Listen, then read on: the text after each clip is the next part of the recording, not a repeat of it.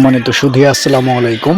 এই খাদ্যগুলো আমাদের শরীরে নানান সমস্যার সৃষ্টি করে, অথচ বুঝে শুনেও আমরা কিন্তু এই খাবারগুলো বেশিরভাগই চয়েস করে থাকি।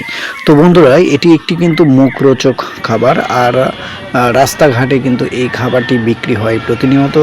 এই খাবার খেয়ে মানুষ সবসময় স্বাস্থ্য ঝুঁকির মধ্যে পড়ছে, বিশেষ করে পেটের সমস্যা।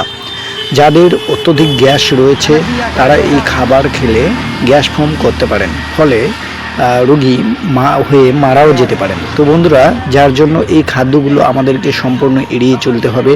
আর এইগুলো কিন্তু বারবার একই তেলেই ভাজা হয়ে থাকে, যার জন্য স্বাস্থ্য ঝুঁকিতে পড়ে প্রতিটা মানুষ। তাই বাড়িতে অল্প পরিমাণে তৈরি করে খেলে কোনো সমস্যা নেই। তো এই খাদ্যগুলো আমাদেরকে এড়িয়ে চলতে পারলে আমাদের শরীর সুস্থ থাকবে এবং ভালো থাকবে।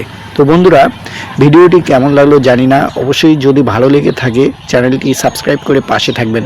ধন্যবাদ সবাইকে। আর আমার এই চ্যানেলে এখন থেকে খাদ্য আইটেম সম্পর্কে ভিডিও ছাড়া হবে।